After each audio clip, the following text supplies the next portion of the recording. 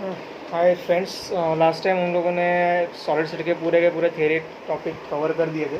ठीक है, तो अभी मेरे कुछ न्यूमेरिकल्स बाकी थे, तो मैं सोचा कि न्यूमेरिकल्स आपको बता दूँ। कुछ ज़्यादा न्यूमेरिकल्स है नहीं इसमें, वैसे भी 4 ही न्यूमेरिकल्स है जो आपको सॉल्व करने हैं।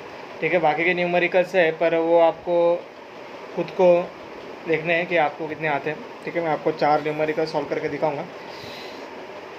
ये आपके जो बुक में दिया है इसमें कुछ 1 2 3 4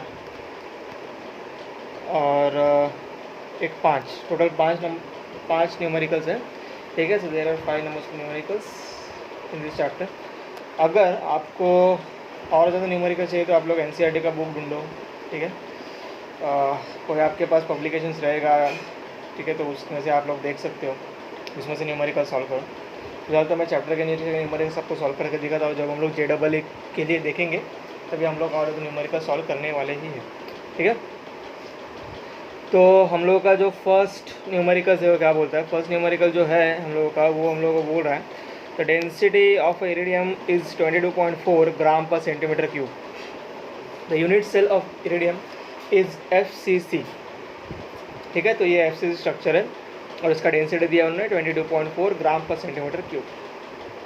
उन्होंने बोला है कि calculate the radius of iridium atom, molar mass of iridium is 192 ग्राम पर मोल। ओके, तो ये ब्रैकेट में आगे जो दिया है वो आपको आंसर है, तो हम लोगों को उससे आपका अपना जो आंसर है उससे मैच करना होगा। ठीक है, तो क्या बोला है, calculate the radius of iridium atom. उन्होंने बोला है कि हम लोगों को इसका जो है वो रेडियस फाइंड आउट करना है। ठीक है, उन्होंने आपको डेंसिटी दे के रखा है और उन्होंने आपको मोलर मास दे के रखा है। तो हम लोगों का डेंसिटी का फॉर्मूला होता है, डेंसिटी जैसे कि हम लोगों ने वीडियोस में देखा था, density is equal to ZM। ठीक है, divide by NA into A3। अभी देखो यहाँ पे Z क्या है, यहाँ पे जो आपका Z है, ये Z आपको number of particles FCC BCC या फिर आपका जो सिंपल क्यूबिक स्ट्रक्चर है उसमें कितने नंबर ऑफ पार्टिकल्स है ये बताता है। Z क्या बताता है, कितने नंबर ऑफ पार्टिकल्स प्रेजेंट है। ठीक है, एक क्यूबिक यूनिट सेल में। तो अगर इन्होंने बोला है सम में कि आपका जो सम है वो सम में बोला है उन्होंने कि ये जो है वो FCC स्ट्रक्चर है, राइट। तो FCC स्ट्रक्चर में कितने नंबर ऑफ पार्टिकल्स होते हैं या फिर कितने नंबर ऑफ आइटम्स होते हैं, तो FCC स्ट्रक्चर में 4 नंबर ऑफ पार्टिकल्स होते हैं, तो इसलिए मैंने Z का वैल्यू लिया 4। उन्होंने डेंसिटी आपको गिवन बोला था, तो डेंसिटी उन्होंने 22.4 बोला था, आपको निकालना था रेडियस, और उन्होंने मोलर मास भी देख के रखा था। ठीक है, अपना डेंसिटी का फॉर्मूला होता है density is equal to Z into M divide by NA into A3।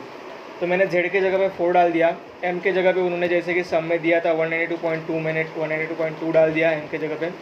ठीक है, इसके बाद मैंने जो मेरा NA का वैल्यू है, सॉरी यहाँ पे वो वैल्यू क्लियर नहीं दिख रहा, बट NA का वैल्यू आपका होता है, जो एवोगाड्रो नंबर है वो 6 इंटू 10⁻23 होता है। ठीक है, तो 6.022 इंटू 10⁻23 होता है, पर मैंने यहाँ पे सिर्फ 6 लिया है क्योंकि कैलकुलेशन थोड़ा आसान हो जाए। ठीक है, तो आप लोग अगर चाहे तो NA का वैल्यू पूरा ले सकते हो या फिर NA का वैल्यू या ऐसे भी ले सकते हो 6 इंटू 10⁻23, कुछ फ़र्क नहीं पड़ेगा ज़्यादा पॉइंट में, आंसर में आपका ज़्यादा पॉइंट में डिफरेंस आएगा। तो मैंने क्या कर दिया, मैंने ये सब वैल्यू इसमें डाल दिया। ठीक है, अभी आपको उन्होंने निकालने को क्या बोला था, उन्होंने आपको बोला था रेडियस का वैल्यू निकालने के लिए। पर रेडियस का वैल्यू निकालने के लिए सबसे पहले तो मुझे एज लेंथ पता होना चाहिए। ठीक है, तो एज लेंथ जब मुझे पता होगा तभी मैं रेडियस का वैल्यू निकाल पाऊँगा। तो इसके लिए मैं क्या करूँगा, मैंने अपना जो फॉर्मूला था D is equal to ZM divide by NA into A3, तो मैंने A निकालना है, तो हम लोग को A मतलब एज लेंथ होता है, तो मैंने A3 को ये साइड में लेके गया। ठीक है, तो मैंने A3 को क्या किया, ये साइड में लेके गया, तो A3 is equal to ZM upon NA into D हो गया मेरा फॉर्मूला। तो मैंने Z के जगह 4 डाल दिया, M के जगह पे मैंने 192.2 डाल दिया, NA के जगह पे मैंने एवोगाड्रो नंबर का वैल्यू डाल दिया 6.022 इंटू 10⁻23, और डेंसिटी जैसे कि उन्होंने सम में दिया था वो मैंने 22.4 वो वैल्यू में डाल दिया। अभी इसके आगे क्या करना है, अभी ये आपको सॉल्व करना है। तो मुझे A3 का वैल्यू मिलता है 5.7 इंटू 10⁻−23। अभी जैसे कि आप लोग बोर्ड सॉल्व कर रहे हैं तो बोर्ड में आप लोग लॉग टेबल यूटिलाइज कर सकते हो। आपके पास अगर लॉग टेबल है तो लॉग टेबल से आपको ये वैल्यू मिल जाएगा। तो लॉग टेबल या फिर दोनों साइड में लॉग अप्लाई करके, मतलब कि A3 के साइड में भी लॉग और 5.7 इंटू 10⁻−23 के साइड में लॉग अप्लाई करके आपको A का वैल्यू मिल जाएगा। तो A का वैल्यू आपको मिलेगा 3.84 इंटू 10⁻−8। तो ये हो गया मेरा A का वैल्यू। ठीक है, तो फॉर FCC स्ट्रक्चर जैसे कि हम लोगों ने वीडियो में देखा था लास्ट में थेरीज के वीडियो में कि FCC स्ट्रक्चर के लिए A का वैल्यू मेरा होता है √8 इंटू R। हम लोगों को क्या चाहिए, हम लोगों को चाहिए आर। तो मैं क्या करूँगा, ए की जगह मेरे जो ऊपर वैल्यू आया था 3.84 into 10⁻8 is equal to √8 into R, वो मैंने डाल दिया। तो ये सब सॉल्व करने के बाद अगेन यहाँ पे भी आप लोग अगर सिंपल कैलकुलेशन कर सकते हो। अगर आपसे होता है, देखो ये √8 है ना, √8 मतलब क्या होगा 4 इंटू 2 मतलब 2 इंटू √2। तो 2 इंटू √2 का वैल्यू क्या होता है 2 इंटू 1.14, तो ये हो जाएगा 2 इंटू 1.14। तो आप लोग ऐसे भी लिख सकते हो। अदरवाइज़ यहाँ पे भी आप लोग फिर से लॉग अप्लाई करो, फिर आपको दोनों साइड में लॉग अप्लाई करके फिर तो सब लॉग कट होने के बाद आपको सिंपल आर का वैल्यू मिलेगा 1.35 इंटू 10⁻8 सेंटीमीटर। तो ये था आपका फर्स्ट सम का फाइनल वैल्यू। आई थिंक आपको ये सम क्लियर है, मैंने बहुत ज़्यादा डिटेल में बता दिया। सिंपल सम था, सिंपल सा फॉर्मूला था, फॉर्मूला अप्लाई करना था, आपको रेडियस निकालना था। रेडियस जैसे डायरेक्ट नहीं निकलेगा, कोई अपने पास फॉर्मूला है नहीं डायरेक्टली रेडियस निकालने के लिए, इसलिए हम लोग को सबसे पहले क्या निकालना था, एज लेंथ निकालना था। तो एज लेंथ आपको कहाँ से मिलेगा, तो डेंसिटी के फॉर्मूला से मिलेगा। उन्होंने डेंसिटी दिया था, उन्होंने एफसी स्ट्रक्चर बोला था, इसका मतलब उन्होंने जेड का वैल्यू भी दिया था, उन्होंने मोलर मास भी दिया था। एवोगाड्रो नंबर का वैल्यू सबको पता होता है, तो वो भी हम लोगों ने डाल दिया। उसके बाद ए का वैल्यू निकाला। ए का वैल्यू निकालने के बाद हम लोगों ने एफसीसी के लिए जो ए का फॉर्मूला होता है is equal to √8 into R वाला फॉर्मूला इंप्लीमेंट करके हम लोगों ने क्या किया, आर का वैल्यू निकाल दिया। तो ये था थोड़ा सा समरी हम लोग का ये सम के लिए। तो आपको ये सम कहाँ पे मिलेगा, page number 27 question number 4, right. आप लोग, मैं वैसे भी बार बार ऊपर जा ही रहा, तो आप लोगों को यहाँ पे भी पता चल ही जाएगा कि ये सम कहाँ पे मिलेगा, ठीक है। तो हम लोग नेक्स्ट सम देखते हैं, क्वेश्चन नंबर 5। क्वेश्चन नंबर 5 क्या बोलता है, aluminium crystallises in a cubic close pack structure with unit cell edge length of 353.56 picometer. What is the radius of aluminum atom and how many unit cells are there in 1 centimeter cube of aluminum? तो यहाँ पे आपको दो values निकालने हैं, ठीक है। पहला वैल्यू तो आपको निकालना है कि रेडियस क्या है एल्यूमिनियम एटम का, और सेकंड वैल्यू आपको निकालना है कि 1 centimetre cube of aluminium atom में कितने यूनिट सेल प्रेजेंट हो सकते हैं, ठीक है। तो देखो उन्होंने aluminium crystallises in a cube close pack structure बोला। अभी आप लोग बोलोगे कि भाई ये क्यूब एक क्लोज पैक स्ट्रक्चर क्या है, तो देखो आपका जो क्यूबिक क्लोज पैक स्ट्रक्चर होता है वही आपका एफसीसी होता है, ठीक है, फेस सेंटर्ड क्यूबिक स्ट्रक्चर, उसी को हम लोग बोलते हैं। तो इससे आगे एक चीज़ याद रखना, जब भी आपका क्यूबिक क्लोज पैक स्ट्रक्चर ऐसा कहीं पे भी दिखाई देगा तो इसका मतलब कि वो एफसीसी स्ट्रक्चर है, ठीक है। इसको इसलिए ऐसे बोला जाता है क्योंकि एफसीसी स्ट्रक्चर जो है वो उसका क्या बोलते उसको पकड़ा ऑक्यूपाइड स्पेस, ठीक है, ऑक्यूपाइड स्पेस जो है वो बहुत ज़्यादा है बाकी दो के कंपैरिजन में। बाकी दो कौन से हैं, बीसीसी और सिंपल क्यूबिक के कंपैरिजन में। तो उसके कंपैरिजन में एफसीसी स्ट्रक्चर में जो ऑक्यूपाइड स्पेस है वो बहुत ज़्यादा है, कुछ 72% हम लोगों ने देखा था, ठीक है, एटॉमिक पैकिंग फैक्टर निकालने के बाद। तो इसलिए क्यूबिक क्लोज पैक स्ट्रक्चर को ही हम लोग क्या बोलते हैं, एफसीसी स्ट्रक्चर बोलते हैं, राइट। तो उन्होंने आपको एफसीसी स्ट्रक्चर में उन्होंने एज लेंथ दिया है। एज लेंथ मतलब क्या, ए का वैल्यू दिया है, ठीक है। तो कितना दिया है 353.6 पिकोमीटर। अभी देखो यहाँ पे पिकोमीटर दिया है। तो अगर आपको ये वैल्यू आंसर पिकोमीटर में लाना है तो आप लोग उसको वैसे का वैसे रखो, पर अगर आपको कन्वर्ट करना है तो क्या करोगे, कन्वर्ट करना है तो आपको 353.6 पिकोमीटर तो आपको मीटर में और सेंटीमीटर में आपको कन्वर्ट करना पड़ेगा, राइट। तो अगर आपको कन्वर्जन आता है तो ठीक है, कन्वर्जन नहीं आता है तो आप लोग उसी तरह से रखो। पर कभी कभी अगर डेंसिटी का वैल्यू दिया रहेगा तो आपको कन्वर्जन करना इंपॉर्टेंट है। तो मैं आपको एक बार कन्वर्जन बता दूँ कैसे करना है। देखो अगर आपको कोई भी वैल्यू पीएम में दिया है, 353.6 पिकोमीटर में दिया है या फिर पीएम में दिया है, अगर उसको आपको मीटर में कन्वर्ट करना है तो सिंपली क्या करना है, उसको 10⁻12 से उसको क्या करना है, मल्टीप्लाई करना है, राइट। कोई भी वैल्यू पीएम में वैल्यू दिया है, ठीक है, पीएम में आपको रेडियस दिया है या फिर एज लेंथ दिया है, जो भी दिया है, अगर उसको आपको मीटर में कन्वर्ट करना है तो क्या करना है, इंटू 10⁻12, मतलब कि 10⁻12 से आपको उसको मल्टीप्लाई करना है। देन अगर वही चीज़ को आपको सेंटीमीटर में कन्वर्ट करना है तो आपको क्या करना होगा, सेंटीमीटर में कन्वर्ट करने के लिए उसको आपको 10⁻10 से मल्टीप्लाई करना होगा। 10⁻10 से उसको आपको मल्टीप्लाई करना होगा कोई भी नंबर को। तो अभी फ़िलहाल तो यहाँ पे उन्होंने आंसर पिकोमीटर में दिया है, पीएम में दिया है, तो आपको कुछ कन्वर्जन करने का ज़रूरत नहीं है।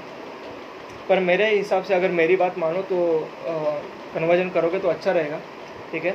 कभी भी कोई भी आंसर सेंटीमीटर क्यूब में या फिर मीटर क्यूब में निकालना ही अच्छी बात होती है, क्योंकि हमारा जो सिस्टम है वो मैट्रिक सिस्टम के हिसाब से चलता है। तो मैट्रिक सिस्टम में हम लोग मीटर क्यूब और सेंटीमीटर क्यूब में ही जाते हैं। राइट। आपको कोई भी सम में, देखो हम लोग को कोई भी सम में इंचेस या फिर फीट में कोई भी आपको डायमेंशन नहीं दिया होता, डायमेंशंस आपको मीटर में ही दिए हुए होते हैं। तो ये जितना पॉसिबल हो सके कि आप लोग मीटर में कन्वर्ट कर सकते हो तो कन्वर्ट करो, पर यहाँ पे अभी फिलहाल आंसर उन्होंने पिकोमीटर में दिया है तो हम लोग पिकोमीटर के हिसाब से ही चलते हैं, ठीक है। तो मैं क्वेश्चन एक बार वापस पढ़ लेता हूँ। Aluminium crystallises in a cubic close pack structure with unit cell edge length of 353.6 picometre, मतलब ए का वैल्यू दिया है 353.6 picometre. And what is the radius of aluminium atom, आपको रेडियस निकालना है, आर का वैल्यू निकालना है। सिंपल सा फॉर्मूला था, अभी हम लोगों ने अभी के सम में देखा था ऊपर। Then how many unit cells are there in 1 centimetre, ये थोड़ा ट्विस्ट है, आपको बताता हूँ, समय पता चल जाएगा, राइट। तो हम लोग सोल्यूशन पे आते हैं। तो ये था मेरा पेज नंबर 27 क्वेश्चन नंबर 5 का सोल्यूशन। तो इसमें क्या करूँगा, अभी उन्होंने एज लेंथ दिया था, जैसे कि ए का वैल्यू उन्होंने दिया था 353.6 पिकोमीटर, तो मैंने लिख दिया, आपको रेडियस निकालना है, ये सब मैंने लिख दिया, टू फाइंड वगैरह गिवन, वो सब रामायण आपको लिखने का ज़रूरत नहीं है, ठीक है। आपको सम समझना है तो आप लोग सिर्फ सम समझो, ये सब जो डिज़ाइन वाला जो काम होता है ये सब आप लोगों को एग्जाम में करना है, ठीक है। ओके, तो मैंने क्या कर दिया, ए का वैल्यू जो हमने को फॉर्मूला होता है एफसीसी के हिसाब से, आप भी हम लोगों ने ऊपर के सम में देखा था, एफसीसी के हिसाब से ए का वैल्यू मतलब एज लेंथ का वैल्यू होता है √8 इंटू आर। ए का वैल्यू कहाँ से है आपको थ्योरी के लेक्चर्स में पता चल जाएगा, ठीक है। आप लोग वापस रिवाइज करो, अगर नहीं समझ रहा है तो वो लेक्चर्स वापस रिवाइज करो, तो ज़्यादा टाइम नहीं लगेगा रिवाइज करने के लिए। तो ए का वैल्यू आएगा √8 इंटू आर, ठीक है। √8 इंटू आर हुआ, तो मेरा उन्होंने ए का वैल्यू दिया था 353.6, तो मैंने ए के जगह पे 353.6 डाल दिया।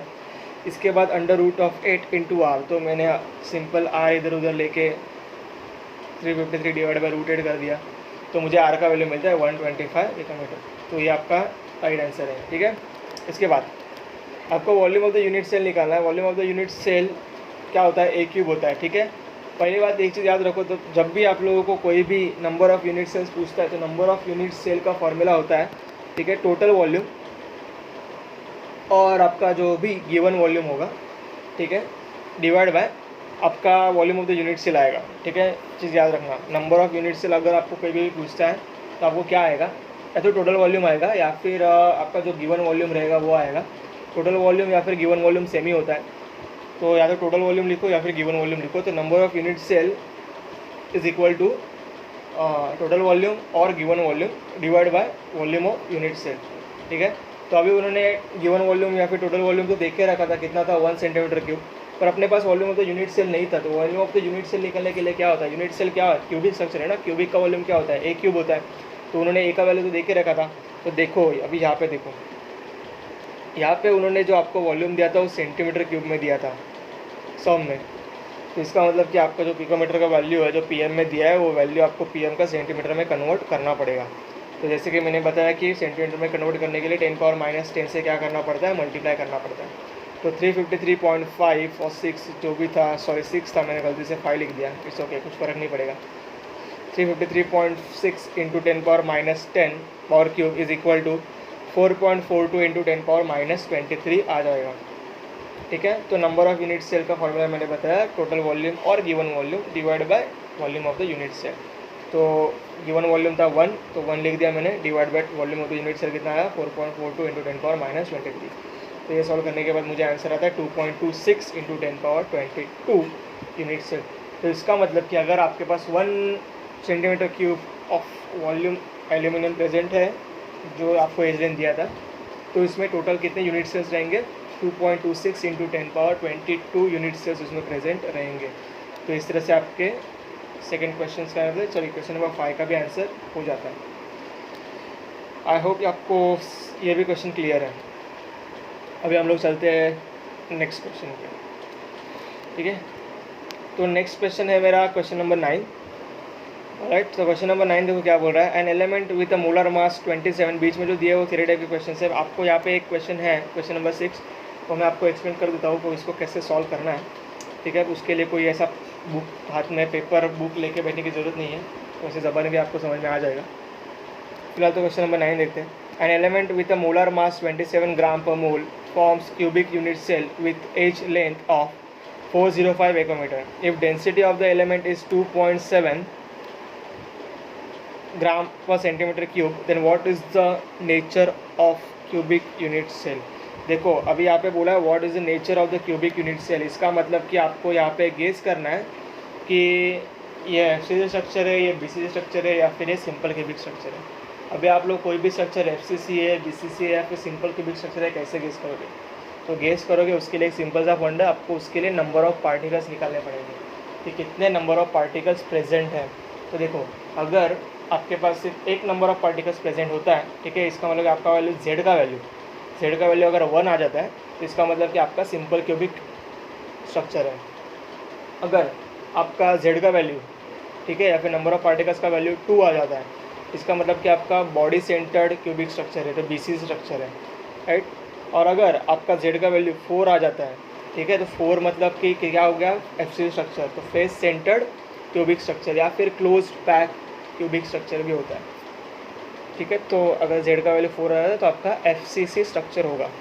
तो आपको वो गेस करना है इस सम में। तो उन्होंने आपको सम में क्या क्या दे के रखा था, उन्होंने आपको सम में दिया था कि an element with a molar mass 27, तो आपको उन्होंने मोलर मास दिया है, उन्होंने आपको एज लेंथ दिया है, उन्होंने आपको डेंसिटी दिया, तो सब कुछ दे के रखा है, सिंपल सा फॉर्मूला था, ठीक है।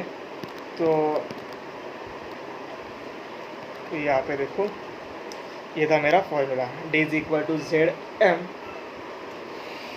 Upon N A into A cube, ठीक है। तो उन्होंने सब कुछ सम में, ये जो मैंने गिवन यहाँ पे दिया है वो सब उन्होंने सम में ही दिया था। एन ए का वैल्यू नहीं दिया था, एन ए का वैल्यू सबको पता होता है, एन ए का वैल्यू क्या देना है, एन ए का वैल्यू होता है 6.022 इंटू 10⁻23, तो सबको पता है। नहीं पता है तो हाथ पे टैटू बना लो, कुछ भी कर लो, ये आपको 12th तक याद रखना है, ज़िंदगी भर याद रखा तो भी चलेगा, टैटू बना लो ज़िंदगी भर याद रहेगा, कुछ भी कर लो पर ये चीज़ याद रखना है, राइट। एन ए का वैल्यू होता है 6.022 इंटू 10⁻23, ठीक। तो डेंसिटी का फॉर्मूला है Z M upon N A cube, N A into A cube, sorry. तो जेड इज इक्वल टू, तो मुझे चाहिए क्या, जेड चाहिए ना, तो तभी तो मुझे पता चला कौन सा स्ट्रक्चर है, एफसीसी है, बीसीसी है या फिर सिंपल क्यूबिक स्ट्रक्चर है। तो इसलिए मुझे क्या निकालना पड़ेगा, मुझे निकालना पड़ेगा जेड। तो जेड का फॉर्मूला क्या हो जाएगा, इधर उधर अगर मैं जेड को अपने जगह पे रख दूंगा और बाकी सब चीज़ों को डी के साइड में लेके जाऊंगा, तो क्या हो जाएगा, Z is equal to D into N A into A cube divide by M. तो मैंने जेड में ऊपर जो वैल्यूज़ दिए थे हम लोगों को, डी का वैल्यू दिया था 2.7 इंटू 10⁻3, तो वो डाल दिया। एन ए का वैल्यू दिया था, पता था हम लोगों को 6.022 इंटू 10⁻23, तो वो डाल दिया। देन ए क्यूब का वैल्यू हम लोगों को पता था, जहाँ पे सब में दिया था। अभी देखो ए क्यूब का वैल्यू यहाँ पे पिकोमीटर में दिया था, मैंने कन्वर्ट करके उसको मीटर में लाया है, ठीक है। तो 405 इंटू 10⁻−12, तो वो डाल दिया, तो मुझे आंसर आया। और एम का वैल्यू उन्होंने सब में दिया था 2.7 इंटू 10⁻−2, तो मैंने वो भी डाल दिया। तो मुझे जेड का वैल्यू आता है 4.004। तो अगर मैं 4.004 को मैं अप्रॉक्सीमेट कर दूंगा तो मुझे क्या हो जाएगा, 4। तो मुझे जेड का वैल्यू क्या आया, 4। जेड का वैल्यू 4 आया, इसका मतलब कितने नंबर ऑफ पार्टिकल्स प्रेजेंट हैं, 4। तो अगर कोई भी सिंपल क्यूबिक स्ट्रक्चर में अगर 4 पार्टिकल्स प्रेजेंट होंगे, या फिर कोई भी क्यूबिक स्ट्रक्चर में, कोई भी क्यूबिक स्ट्रक्चर में अगर 4 पार्टिकल्स प्रेजेंट होंगे, तो इसका मतलब वो क्या है, एफसीसी है, फेस सेंटर्ड क्यूबिक स्ट्रक्चर है, या फिर आप लोग उसको बोल सकते हो क्यूबिक क्लोज पैकिंग स्ट्रक्चर है, मतलब सीसीपी, ठीक है। तो इसका आंसर आएगा एफसीसी। तो ये भी एक आसान सा सम था, ठीक है। तो हम लोग नेक्स्ट सम में चलते हैं। अभी नेक्स्ट सम देखते हैं। N element has a FCC structure with unit cell edge length of 288 picometer. How many unit cells and number of atoms are present in 200 gram of the element? अभी देखो, मैं आपको ये HSC बोर्ड की थोड़ी tragedy बताता हूँ। ये महाराष्ट्र बोर्ड का बुक का सम है, ठीक है। अभी ये लोग चाहते हैं कि आप लोग अंतर्यामी बनो, ठीक है। अंतर्यामी समझ लो ना, मतलब खुद ब खुद गेस मार लो भाई लोग कि इसका डेंसिटी क्या आएगा। ऐसा होता नहीं है, इन्होंने ये सम में गलत दिया है, ये सम ही गलत है। इन्होंने आपको डेंसिटी देना ज़रूरी था, जो उन्होंने आपको दिया नहीं है, ठीक है। सबसे पहली बात तो मतलब ये चाहते हैं कि भाई हम लोगों ने आपको थ्योरी पढ़ा दिया है, अभी आप लोग खुद गेस मारो कि इसका डेंसिटी क्या आएगा। और अगर आप लोगों ने डेंसिटी गेस गलत मार दिया तो मतलब कि आपका आंसर भी गलत होगा और आपका मार्क्स भी चला जाएगा। तो ये लोग चाहते हैं कि आप लोग पहले तो थ्योरी पढ़ो, फिर ये लोग चाहते हैं कि थ्योरी पढ़ने के बाद आप लोग डेंसिटी गेस करो। हाँ, फिर ये लोग चाहते हैं कि डेंसिटी गेस करने के बाद अगर आपका इतना अच्छा डेंसिटी गेस करो कि आपको आंसर राइट ही आना चाहिए। भाई ऐसा क्या पे होता है, क्या? तो ये कुछ ऐसा सम था, पर मैंने इसमें डेंसिटी डाल दिया है, ठीक है। थोड़ा मैंने रिसर्च किया, मैंने एनसीईआरटी के बुक निकाले, मैंने लास्ट ईयर का 11th का बुक निकाला, ठीक है। तो मतलब पुराना अपना जो महाराष्ट्र बोर्ड का बुक था, उसमें मुझे एक सिमिलर क्वेश्चन मिला था, पर उसमें जो एज लेंथ था वो बराबर था, 288 पिकोमीटर सेम था, बट उन्होंने जो मास दिया था गिवन जो 200 ग्राम, वो उन्होंने 200 ग्राम नहीं दिया था, वो कुछ 53 या 52 ग्राम दिया था, ठीक है। तो उसके हिसाब से मैंने डेंसिटी ले लिया कि भाई चलो अज्यूम करते कि यही सम है, पर ये लोग गलती से नंबर तो चेंज कर लिए पर डेंसिटी डालना भूल गए। होता है, गलती होता है, इंसान ही है, ठीक है, हम लोग भी इंसान ही हैं। तो ऐसा अज्यूम करते कि उन लोगों ने डेंसिटी डालना भूल गए, तो हम लोगों ने डेंसिटी अज्यूम किया। तो क्वेश्चन नंबर 10 देखो, तो हम लोग क्वेश्चन नंबर 10 सॉल्व करें। फिलहाल तो क्वेश्चन में गिवन दिया आपको एक 288 पिकोमीटर दिया है, लेंथ दिया है, एज लेंथ, और आपको दिया है क्या दिया, आपको मास दिया है, दैट इज 200 ग्राम। तो आपको निकालना है कि how many unit cells and number of items are present in 200 gram of the element पता नहीं अपने को क्या है, ठीक है। और आपका आंसर भी यही आने चाहिए। देखो देखो, ये लोग हमने हमारे साथ मजाक कर रहे हैं, कॉमेडी चल रहा है यहाँ पे। तो चलो हम लोग देखते हैं क्या आता है, इन्हें हम लोग भी बताते हैं कि हम लोग कितने होशियार हैं, ठीक है। तो ये था पेज नंबर 27, क्वेश्चन नंबर 10 वाला सम। तो an element has a BCC structure with a unit cell edge length of 228 picometre, how many unit cells and number of items are present in 200 gram of the element. अभी यहाँ पे जो आपको given देना चाहिए था वो था डेंसिटी ऑफ द एलिमेंट, जो लिया है हम लोगों ने 7.2 ग्राम पर सेंटीमीटर क्यूब। ये देखो, ये मैंने अपने मर्ज़ी से नहीं लिया, ये मैंने थोड़ा ढूंढा बुक में कहीं ना कहीं, तो मुझे जो भी ऐसे सम दिखते हैं, ठीक है, ये मुझे सम दिखा जहाँ पे 220 पिकोमीटर वाला, और इसके थोड़ा सिमिलर, तो उसमें डेंसिटी उन्होंने 7.2 ग्राम में दिया था, तो पर सेंटीमीटर के, इसलिए मैंने वही ले लिया, ठीक है। अगर आपको कोई ऐसे सम आ जाता है बोर्ड में, तो देखो आपको सम तो पूरा रॉन्ग है, आपको ये समझना चाहिए कि सम रॉन्ग है, इसमें कुछ ना कुछ तो मिसिंग है, ठीक है। जैसे कि मुझे देख के पता चल गया कि इसमें आपको डेंसिटी नहीं दिया है, तो आप लोग सिंपल से फंडा है कि आप लोग वॉल्यूम कहाँ से निकाल, तो आपको यूनिट सेल निकालना है ना। उन्होंने क्या बोला है, how many unit cells are present in 200 gram of the element. आपको यूनिट सेल निकालना है, तो यूनिट सेल का फॉर्मूला क्या होता है, टोटल वॉल्यूम और गिवन वॉल्यूम डिवाइड बाय आपका यूनिट सेल का वॉल्यूम। तो अगर आपको टोटल वॉल्यूम ही नहीं पता है, टोटल वॉल्यूम पता करने के लिए आपको डेंसिटी चाहिए, तो डेंसिटी का फॉर्मूला होता है मास अपॉन वॉल्यूम, तो उन्होंने वो दिया ही नहीं है, तो भाई कहाँ से निकालूँ मैं वॉल्यूम। तो आपको पता होना चाहिए कि क्या होना है, ठीक है, आंसर क्या होना चाहिए, ये क्वेश्चन रॉन्ग है या राइट है।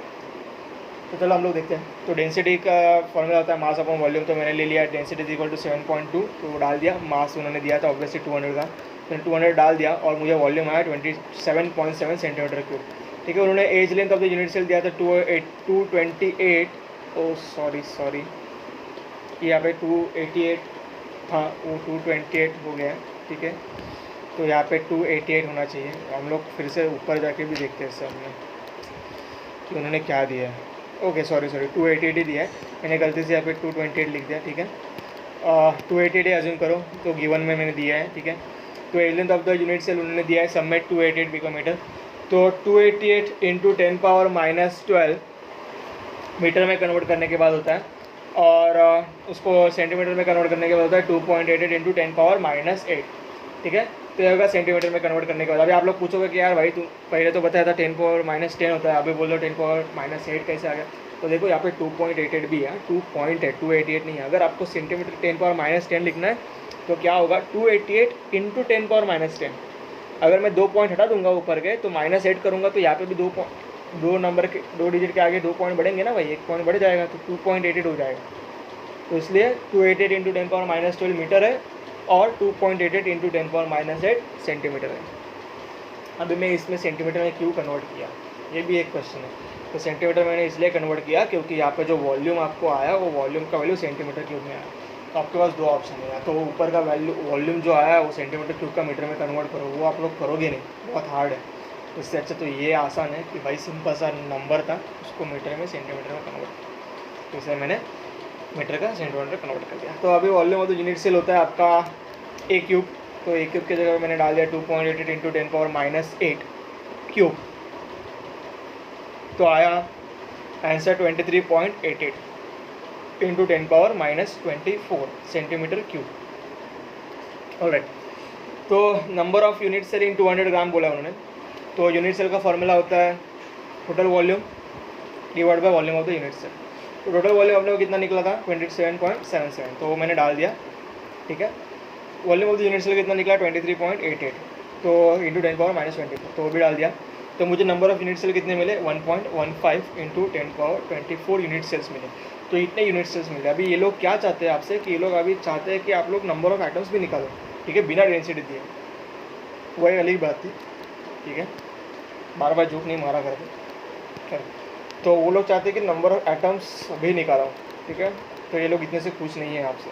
तो ये number of elements unit cells निकालने के बाद भी ये खुश नहीं है। तो ये लोग चाहते हैं कि यूनिट सेल निकालना भाई, अभी तो और टॉर्चर हो, तो अभी नंबर ऑफ एटम्स भी निकाल।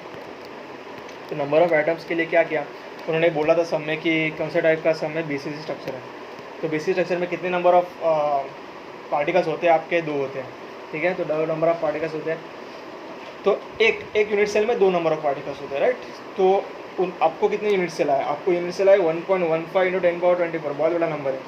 तो इसको क्या करोगे, 2 से मल्टीप्लाई कर दोगे। तो इसको 2 से मल्टीप्लाई करने के बाद आपको total number of atoms in 1.15 into 10⁻24 unit cells, और आप लोग बोल सकते हो कि 200 gram of the substance is equal to 1.15 into 10⁻24 into 2 is equal to 2.319 into 10⁻24। अभी देखो उन्होंने आपको आंसर दिया 2.32, 319 32 ही होता है, कुछ फ़र्क नहीं पड़ता।